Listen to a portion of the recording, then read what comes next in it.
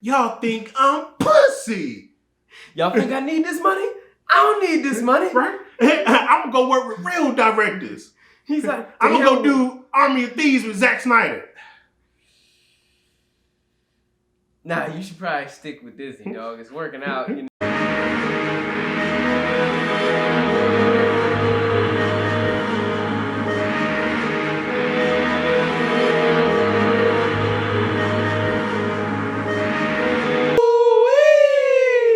What's good, YouTube? It's your boy T. I'm M. And this is Regret Nothing. And today we're doing a review for episode 1 and 2 of What If. Ooh, Marvel Studios. What If? Nothing like some good MCU stuff. Some good old multiverse action. Yeah. So the first episode was, I don't remember what it was called, but it was based on Captain Carter, also known as Peggy Carter. Yeah, what if Peggy Carter became Captain America instead of Steve Rogers? Yeah, which is an interesting concept.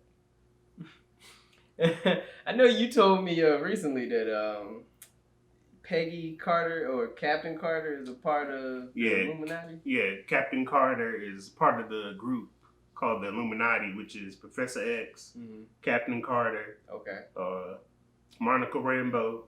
That's the Black Captain Marvel. Yeah. Okay. Mordo, which I think it's Lady Doctor Strange somehow. Okay. That name kind of sounds familiar. I want to say that's true to Edgy Force character. What's his name? Baron Mordo in Doctor Strange? Oh, got you. But maybe, because I know he's a villain at some point. Yeah. Maybe he's like an anti-hero or something. Yeah, he's the main like Doctor Strange villain in the comics, when I'm mistaken. And then some other character I ain't never heard of, Baldy something. I never heard of. I'm sure you people in the comments shouting at us and all right. types of I'm pretty sure y'all know who we are referring to. Right, y'all know the peoples. But yeah, what did you think of the first episode with Captain Carter?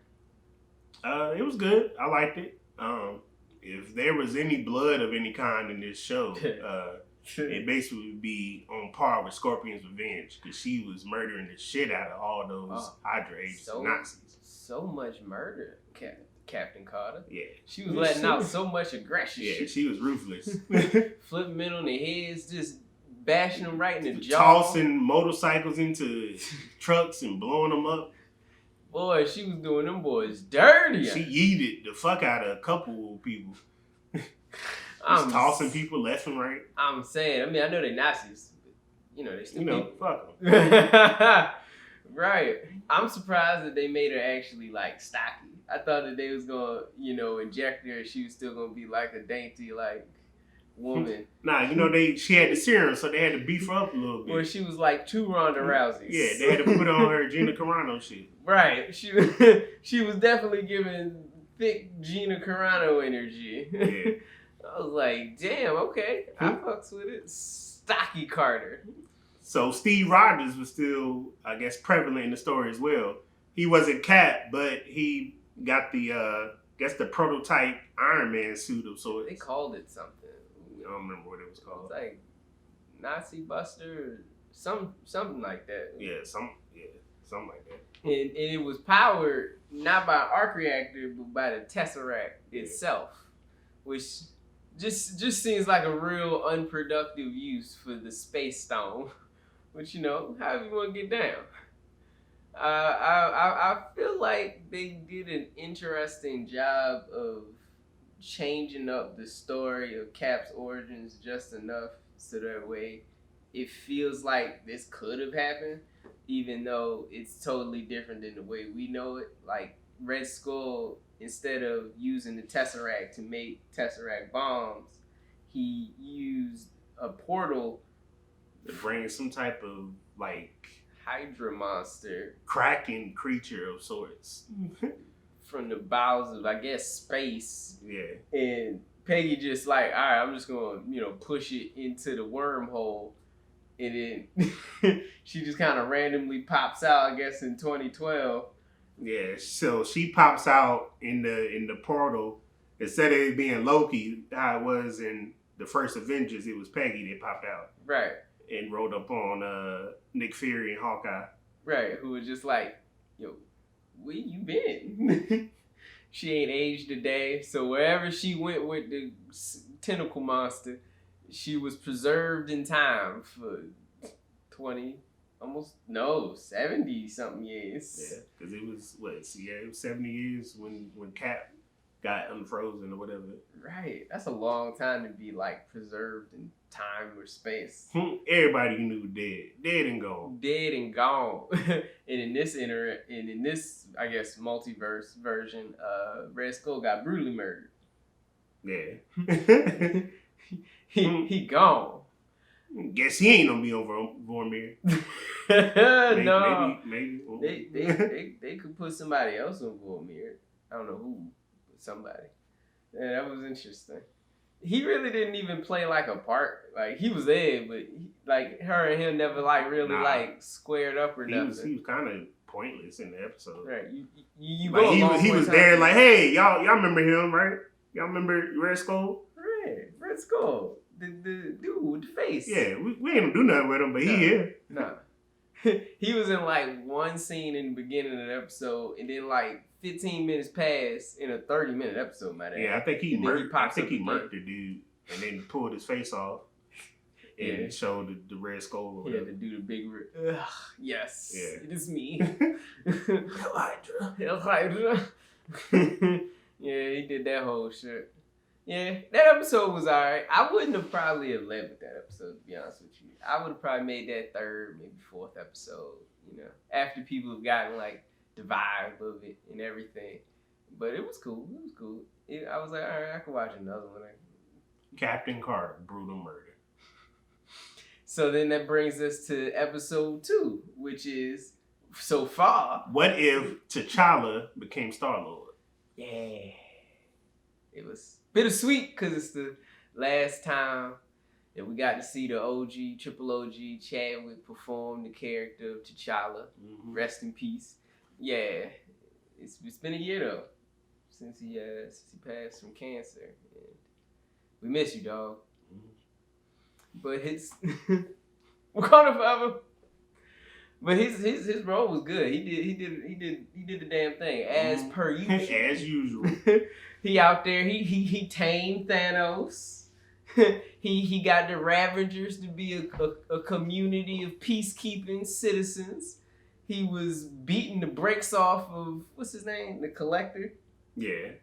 And you said that was Benicio del Toro.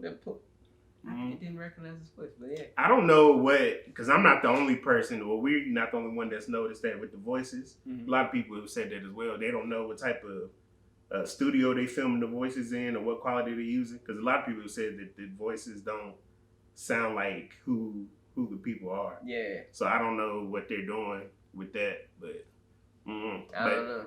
Yeah, it was Benicio del Toro. His name was in the credits. Yeah, because I know when he did the character in Guardians and whatever versions of all the appearances that he's had, his voice was always very distinct and like, I don't know, he almost had like a little accent or some sort. But this guy, I don't know. I mean, I guess if it was still him, but when he was performing it on the animated, it didn't sound like him until maybe like the fight scene where he was like showing off all the tech and stuff, and I was like, okay, I kind of think I hear it now. But it Josh Brolin sound like Josh Brolin. Yeah, that was definitely Josh Brolin. What did you think about Nice Thanos? I prefer ruthless, savage Thanos, but you don't like peacekeeping Thanos? Nah, and the Black Order's beating the brakes off of him, which I ain't really care for that either. It was Proxima Midnight and Cull Obsidian, I think his name was. Yeah, the big one. Yeah, they was giving him the double team work maneuver. Yeah, and he had to be saved by Nebula. Yeah, who had a wig. Yeah. I don't know. I was wondering the whole time why wasn't Gamora in this episode at any point. I don't know. In the preview trailer that we watched, she was in it, but they did like a pan, like a little Avengers style pan, and she had Thanos' fit on, and his like double-bladed sword. So I guess in some alternate reality, she took his spot. So she's not, because they weren't the Guardians. That was like Peter Quill before he met Rocket, Groot, and Gamora. Yeah. So because Drax was a bartender of sorts. Yeah. And his family didn't get brutally murdered by Thanos. Really?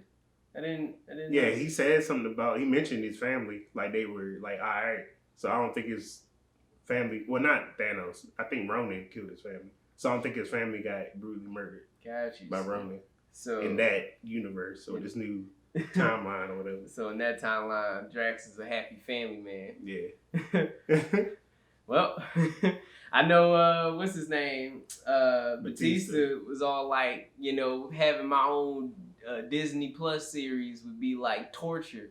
So you don't got to worry about that. They done made your character a multiverse family man. I mean, I think, I don't know. I guess Batista ain't fucking with Disney like that. I guess after Guardians 3, Batista like, man, I'm out. Yeah, he was talking a whole lot of gutter shit back when he thought James Gunn wasn't going to do it. He was like, y'all don't do my nigga James like this, son?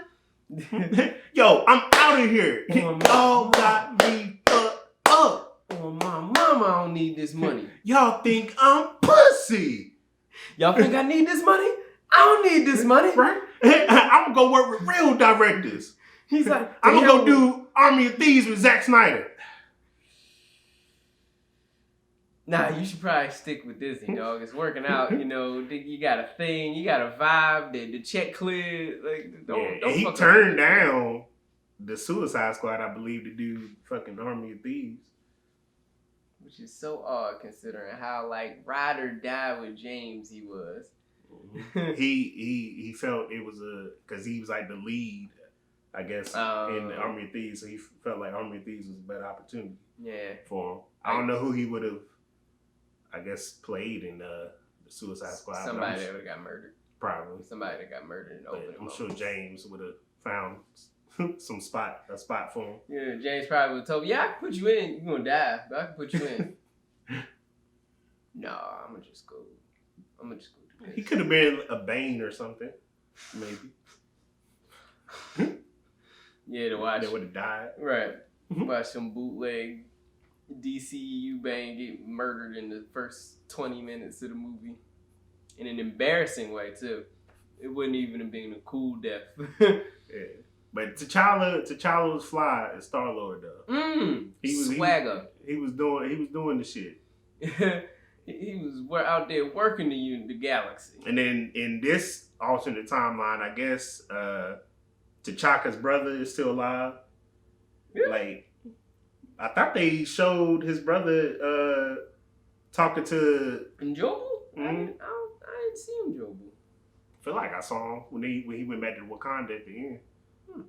Because I don't see why that would have. I don't see why the abduction of T'Challa would have changed the outcome of T'Chaka having to murder him.